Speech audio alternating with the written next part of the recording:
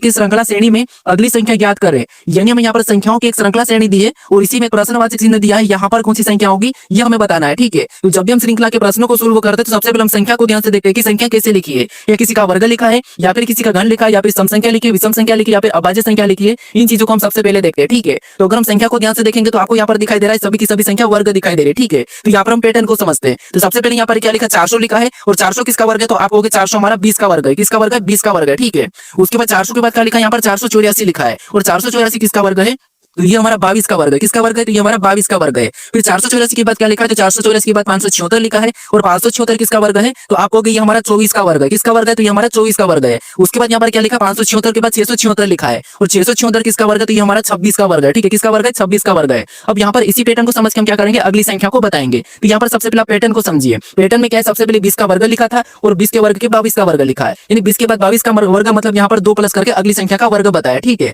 उसके बाद देखिए यहाँ पर 22 के बाद 24 का वर्ग, यानी यहाँ पर भी 2 प्लस करके अगली संख्या का वर्ग बताया है। फिर 24 के बाद 26 का वर्ग, यानी यहाँ पर भी 2 प्लस करके अगली संख्या का वर्ग बताया है। तो हमें यहाँ पर अगली संख्या बताना, तो यहाँ पर हम क्या करेंगे, 26 में 2 प्लस करके अगली संख्या का वर्ग बता देंगे। ठीक है, तो 26 में 2 प्लस करेंगे तो कितने हो जाएंगे, 28 हो जाएंगे। तो यहाँ पर जो प्रश्नवाचक चिन्ह यहाँ पर क्या होना चाहिए, 28 का वर्ग होगा। तो यहाँ पर 28 का वर्ग क्या होता है, तो आपको 28 का वर्ग हमारा 784 होता है। तो ऑप्शन में देखिए 784 कहां पर है, तो ऑप्शन नंबर हमें यहाँ पर सी में दिया है, तो ऑप्शन नंबर सी हमारा इस प्रश्न का सही जवाब होगा। ठीक है, बस आपको यहाँ पर श्रृंखला को ध्यान से देखना था और उसके पैटर्न को समझ के अगली संख्या को बताना है। ठीक है।